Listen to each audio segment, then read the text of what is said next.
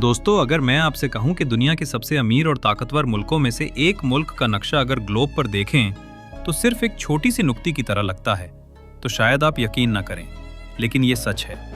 ये है कतर, एक छोटा सा डेजर्ट कंट्री जो अपनी दौलत, अपने विजन और अपने हौसले की वजह से दुनिया के हर कोने में मशहूर हो चुका है। ये सिर्फ तेल और गैस की कहानी नहीं, बल्कि एक कौम की सफर की दास्तान है जो रेत के बेआबद इलाकों से उठकर मॉडर्न शहरों और स्काई स्क्रेपर्स तक जा पहुंची। जब आप मिडिल ईस्ट का नक्शा देखते हैं तो कतर एक छोटी सी उंगली जैसा पेनिनसुला नजर आता है जो पर्शियन गल्फ में निकला हुआ है। इसका एरिया सिर्फ 11,561 स्क्वायर किलोमीटर्स है। छोटा जरूर है, लेकिन दुनिया के लिए बहुत कीमती। इस मुल्क का सिर्फ एक जमीनी बॉर्डर है जो सऊदी अरेबिया से लगता है। बाकी 3 तरफ से पर्शियन गल्फ का समुंदर इससे घेरे हुए है, और इस समुंदर ने ही कतर की तारीख और उसका फ्यूचर दोनों तैयार किया। कतर की आबादी लगभग 2,07,00,000 है, लेकिन हैरत की बात यह है कि असली कतारी लोग इसमें सिर्फ एक छोटा हिस्सा हैं।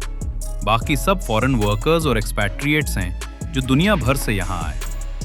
यही वजह है कि दोहा की गलियों में आपको पाकिस्तानी, इंडियन, नेपाली, फिलिपिनो और हर मुल्क के लोग मिलते हैं। कतर का असल चेहरा उसकी कैपिटल दोहा है। अगर आप 50 साल पहले का दोहा देखें तो यहाँ सिर्फ रेगिस्तान, छोटी फिशिंग विलेजेस और कुछ ट्रेडिशनल हाउसेस थे। लेकिन आज दोहा एक ऐसा शहर है जहाँ high rise towers, luxury malls, museums और स्टेडियम्स हैं जो किसी भी वेस्टर्न कैपिटल को चैलेंज करते हैं। लेकिन ये सब कैसे मुमकिन हुआ? ये समझने के लिए हमें कतर की तारीख के अंदर जाना होगा। कतर की कहानी समुंदर से शुरू होती है। पुराने दौर में यहाँ के लोग फिशिंग और पर्ल डाइविंग करते थे। कतारी मोटी पूरे गल्फ और यूरोप तक बिकते थे। लेकिन 20th सेंचुरी के शुरू में जब जापान ने आर्टिफिशियल पर्ल्स मार्केट में इंट्रोड्यूस किए तो कतर के लोग एक बारी मुसीबत में आ गए। लेकिन जैसे रेत के नीचे पानी छुप जाता है, वैसे ही कतर की जमीन के नीचे एक और बड़ी दौलत छुपी हुई थी, ऑयल और गैस। 1940 में दुखन ऑयल फील्ड डिस्कवर हुआ और कतर का किस्मत बदलने लगा। और जब नेचुरल गैस के सबसे बड़े रिजर्व्स यानी नॉर्थ फील्ड का पता चला तो ये मुल्क डेजर्ट से उठकर दुनिया के सबसे अमीर कंट्रीज में शामिल हो गया। 1940 में दुखन ऑयल फील्ड डिस्कवर हुआ और कतर का किस्मत बदलने लगा। और जब नेचुरल गैस के सबसे बड़े रिजर्व्स यानी नॉर्थ फील्ड का पता चला तो ये मुल्क डेजर्ट से उठकर दुनिया के सबसे अमीर कंट्रीज में शामिल हो गया। लेकिन दौलत अकेली काफी नहीं होती। दौलत को डायरेक्शन देने के लिए लीडरशिप चाहिए होती है। कतर में ये रोल अदा किया अल-थानी फैमिली ने। 19वीं सदी 19 सेंचुरी के दौर से ये फैमिली कतर की रूलरशिप संभल रही है। पहले रूलर शेख मोहम्मद बिन थानी थे, जिन्होंने 1878 में ब्रिटिश के साथ ट्रीटी साइन की और कतर की पॉलिटिकल आइडेंटिटी को शेप दिया। मॉडर्न दौर के सबसे मशहूर रूलर शेख हमाद बिन खलीफा अल-तानी रहे हैं, जिन्होंने 1995 से 2013 तक कतर को एक छोटी इकोनॉमी से ग्लोबल पावर हाउस बनाया। अल जजीरा चैनल भी उन्हीं के दौर का तोहफा है, जो आज भी कतर की आवाज पूरी दुनिया तक पहुंचाता है। उनके बाद 2013 में उनके बेटे शेख तमीम बिन हमद अल-थानी ने मुल्क का चार्ज संभाला। शेख तमीम ने अपने वालिद की लेगेसी को आगे बढ़ाया और कतर को 2022 फीफा वर्ल्ड कप होस्ट करके एक नए मकाम पर पहुंचाया। आज कतर की इकोनॉमी का मतलब है ऑयल और गैस। लेकिन ये कहानी सिर्फ 20वीं सदी में शुरू हुई। इससे पहले कतर की इकोनॉमी मोटी और मछली पर डिपेंड करती थी। पर्ल इंडस्ट्री के गिरने के बाद कतर गरीबी का शिकार हुआ, लेकिन ऑयल ने इस मुल्क का नक्शा बदल दिया। जब एक्सपोर्ट्स शुरू हुए तो पैसा आना शुरू हो गया, और असली दौलत तब मिली जब कतर ने अपनी नेचुरल गैस की ताकत समझी। आज कतर दुनिया का सबसे बड़ा LNG एक्सपोर्टर है। कतर के पास वो रिजर्व्स हैं जो आने वाले 100 साल तक इस मुल्क को दुनिया के एनर्जी मार्केट का किंग बना सकते हैं। इसी वजह से कतर की GDP पर कैपिटा दुनिया में सबसे ऊंची है। दोस्तों, अगर आप कतर की इकोनॉमी को समझना चाहते हैं तो सबसे पहले आपको एक बात समझनी होगी। कतर एक नेचुरल गैस की सुपर पावर है। कतर के पास दुनिया का सबसे बड़ा नॉर्थ फील्ड गैस रिजर्व है। ये रिजर्व इतना बड़ा है कि अकेले कतर के पास दुनिया के टोटल प्रूवन गैस रिजर्व्स का लगभग 13% हिस्सा है। आज कतर की दौलत का सबसे बड़ा जरिया यही गैस है। कतर दुनिया का लार्जेस्ट एलएनजी एक्सपोर्टर है। दोहा से निकालने वाले एलएनजी के ships Japan, China, India, south Korea और यूरोप तक जाते हैं। हर एक कार्गो शिप कतर के लिए मिलियंस ऑफ डॉलर्स कमा कर लाता है। लेकिन कतर ने सिर्फ ऑयल और गैस पर डिपेंड करने के बजाय अपनी इकोनॉमी को डाइवर्सिफाई करने की कोशिश भी की है। कतर इन्वेस्टमेंट अथॉरिटी QIA दुनिया के सबसे बड़े सॉवरेन वेल्थ फंड्स में से एक है, जिसका साइज तकरीबन 475 बिलियन डॉलर्स 450,000 करोड़ रुपए बताया गया है। इस फंड के जरिए कतर ने लंदन, पेरिस, न्यूयॉर्क और एशिया के बहुत बड़े प्रोजेक्ट्स में इन्वेस्टमेंट्स किए हैं। लंदन के हैरिड्स मॉल, कनारी वॉर्फ और यूरोप के लग्जरी होटल्स में कतर की मालिकियत है। आपको यकीन होगा कि Paris Saint Germain football club भी कतर की मालिकियत में है। कतर एयरवेज भी इस मुल्क की इकोनॉमी का एक शाइनिंग स्टार है। ये एयरलाइन दुनिया की टॉप एयरलाइंस में शामिल है और दोहा के हमाद इंटरनेशनल एयरपोर्ट को एक ग्लोबल हब बनाया गया है। कतर की पॉलिटिक्स बहुत ही इंटरेस्टिंग है। मुल्क एक एब्सोल्यूट मोनार्की है, यानी पूरा कंट्रोल रूलिंग फैमिली के पास है। कतर में पॉलिटिकल पार्टीज अलाउड नहीं हैं, लेकिन मुल्क के अंदर डेवलपमेंट, फ्री हेल्थ केयर और जॉब्स की वजह से अवाम हुक्मरानों से खुश है। 2017 से 2021 तक सऊदी अरेबिया, UAE, बहरीन और इजिप्ट ने कतर पर ब्लॉकेड लगा दिया था। उनका इल्जाम था कि कतर एक्सट्रीमिस्ट ग्रुप्स को सपोर्ट करता है और ईरान के करीब है। लेकिन कतर ने अपने रिसोर्सेज और डिप्लोमेसी से इस ब्लॉकेड का सामना किया। तुर्की और ईरान ने इस वक्त में कतर की सपोर्ट की। 2021 के बाद कतर ने दोबारा अपने नेबर्स के साथ रिश्ते सुधार लिए।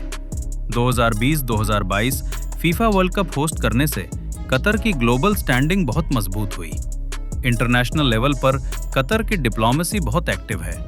अफगानिस्तान के मसले में तालिबान और अमेरिका के दरमियान जो बातचीत हुई वो कतर के कैपिटल दोहा में हुई।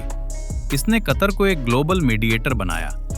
2025 तक कतर अपनी न्यूट्रल फॉरेन पॉलिसी पर कायम है। एक तरफ वो अमेरिका के साथ अपना मिलिट्री अलायंस रखता है। अल उदैद एयर बेस दुनिया का सबसे बड़ा अमेरिकन बेस है मिडल ईस्ट में। दूसरी तरफ कतर ईरान और तुर्की के भी करीब है। ये बैलेंस ही कतर की ताकत है। कतर ने अपने ऑयल और गैस से आई दौलत को सिर्फ बिल्डिंग्स बनाने में यूज नहीं किया, बल्कि एजुकेशन पर भी बहुत इन्वेस्ट किया। दोहा के अंदर एक पूरा एरिया है जिसे एजुकेशन सिटी कहते हैं। यहाँ दुनिया की टॉप यूनिवर्सिटीज जैसे George town university, Carnegie Mellon, while Cornell medical college, north western university अपने कैंपसेस चला रही हैं। इस प्रोजेक्ट के पीछे है कतर फाउंडेशन, जो शेखा मोजा बिन्त नासर, शेख हमाद की वाइफ ने एस्टैब्लिश किया। आज एजुकेशन सिटी सिर्फ कतर के स्टूडेंट्स के लिए नहीं, बल्कि पूरे मिडल ईस्ट के स्टूडेंट्स के लिए एक हब बन गया है। दूसरा पॉइंट यह है कि कतर की गवर्नमेंट ने एजुकेशन को फ्री बनाया है अपने सिटीजन्स के लिए।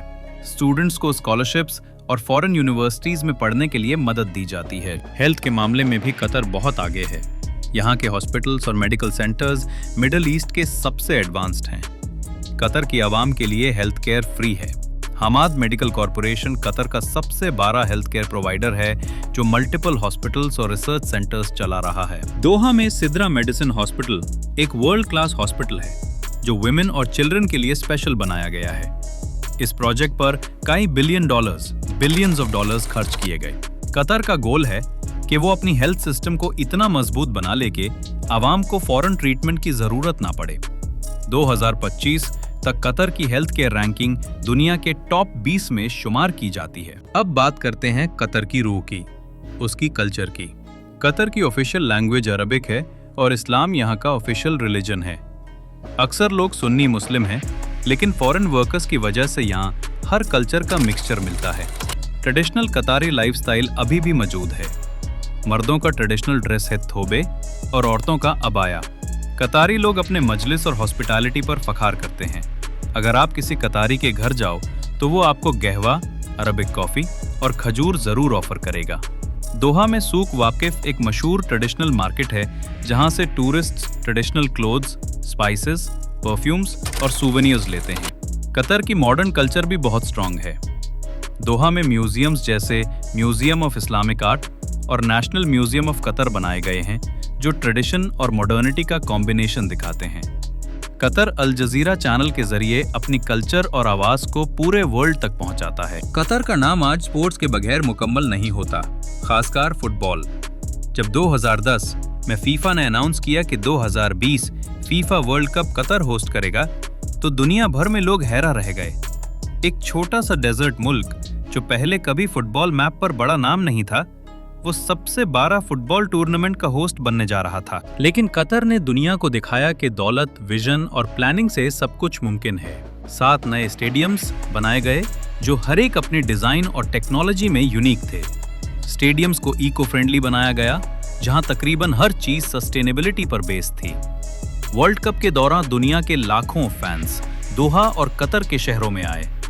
ये सिर्फ एक टूर्नामेंट नहीं था, बल्कि कतर की ग्लोबल ब्रांडिंग थी। टूर्नामेंट के बाद भी कतर का फुटबॉल इंफ्रास्ट्रक्चर यूज हो रहा है और इससे लोकल स्पोर्ट्स डेवलपमेंट को बढ़ावा मिला है। कतर का क्लब फुटबॉल भी मशहूर हो रहा है। Paris Saint Germain football club Qatar sports investments का है, जो लियोनेल मेसी, नेमार और एम्बाप्पे जैसे प्लेयर्स का घर रहा। कतर की डेवलपमेंट देखकर आपको लगेगा कि ये मुल्क 20 साल में 200 साल का सफर तय कर गया है। दोहा का हमाद इंटरनेशनल एयरपोर्ट दुनिया के सबसे एडवांस्ड एयरपोर्ट्स में शामिल है। कतर एयरवेज इसको एक ग्लोबल हब बनाती है। ट्रांसपोर्ट सिस्टम में भी कतर ने बहुत इन्वेस्ट किया। दोहा मेट्रो एक मॉडर्न, ड्राइवरलेस मेट्रो सिस्टम है जो शहर के हर कोने को कनेक्ट करता है। रियल एस्टेट प्रोजेक्ट्स जैसे द पर्ल कतर, एक आर्टिफिशियल आइलैंड जो लग्जरी लिविंग का सिंबल है, और लुसेल सिटी, एक फ्यूचरिस्टिक शहर जहां वर्ल्ड कप का फाइनल स्टेडियम बना, ये सब कतर के विजन का हिस्सा है। दोस्तों, अगर आप कतर को सिर्फ तेल और गैस का मुल्क समझते हैं तो आप गलत हैं। आज कतर अपने टूरिज्म को एक नई लेवल पर ले जा रहा है। दोहा का स्काईलाइन खुद एक अट्रैक्शन है, लेकिन इसके अलावा भी कतर में बहुत कुछ देखने को मिलता है। सूक वाकिफ, ट्रेडिशनल बाजार जहां आपको अरेबिक स्पाइसेस, परफ्यूम्स, हैंडीक्राफ्ट्स और लोकल कल्चर का असली रंग मिलेगा। म्यूजियम ऑफ इस्लामिक आर्ट, एक शानदार म्यूजियम जो समुंदर के किनारे बनाया गया है और जहां इस्लामिक हिस्ट्री के अनमोल ट्रेजर्स मौजूद हैं। National museum of Qatar, architect Jean Nouvel का डिजाइन किया हुआ म्यूजियम जो डेजर्ट रोज की शक्ल में है।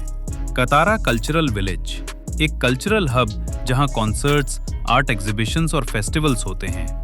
डेजर्ट सफारीज, टूरिस्ट के लिए ड्यून बैशिंग और कैमल राइड्स बहुत पॉपुलर हैं। द पर्ल कतर, एक लग्जरी आइलैंड जहां यॉट्स, लग्जरी अपार्टमेंट्स और कैफेज हैं।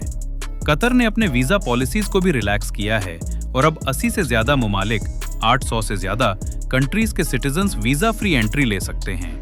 इससे टूरिज्म को बहुत बूस्ट मिला है। कतर के फ्यूचर में कुछ बड़ा पोटेंशियल है, लेकिन कुछ चैलेंजेस भी। अपॉर्चुनिटीज, एनर्जी मार्केट में अब भी कतर का हिस्सा बहुत स्ट्रांग है। LNG एक्सपोर्ट से मुल्क की दौलत बढ़ती रहेगी। टूरिज्म और स्पोर्ट्स के जरिए कतर अपनी ब्रांडिंग को और बढ़ाता रहेगा। एजुकेशन और रिसर्च हब्स कतर को नॉलेज इकोनॉमी की तरफ ले जा रहे हैं। क्लाइमेट चेंज और एक्सट्रीम हीट कतर के लिए एक बड़ा मसला है। डाइवर्सिफिकेशन की जरूरत है ताकि मुल्क सिर्फ ऑयल और गैस पर डिपेंड ना रहे। रीजनल पॉलिटिक्स अभी भी फ्रेजाइल है। कतर को अपने नेबर्स के साथ बैलेंस मेंटेन करना होगा। दोस्तों, कतर की कहानी एक मिसाल है कि मुल्कों की किस्मत उनके साइज से नहीं, उनके विजन से तय होती है। एक छोटी सी जमीन जो सिर्फ एक रेगिस्तान थी, आज दुनिया की सबसे अमीर और ताकतवर सल्तनतों में शुमार होती है। कतर ने सिर्फ अपनी दौलत से शहरों को नहीं बनाया, बल्कि अपने कल्चर, एजुकेशन, हेल्थ और स्पोर्ट्स को भी दुनिया के लिए एक मॉडल बना दिया। दोहा का स्काईलाइन आज सिर्फ बिल्डिंग्स का मजमुआ नहीं, बल्कि एक कौम के हौसले और लीडरशिप का निशान है। और सबसे बड़ी बात, कतर हमें ये सबक देता है कि अगर हौसला, विजन और मेहनत हो तो कोई मुल्क छोटा नहीं होता। अगर आपको ये सफर पसंद आया तो चैनल को सब्सक्राइब करना ना भूलिए, क्योंकि हम आपके लिए ऐसे ही मुल्कों की तारीख, उनका कल्चर और उनका मुस्तकबिल लाते रहेंगे। शुक्रिया।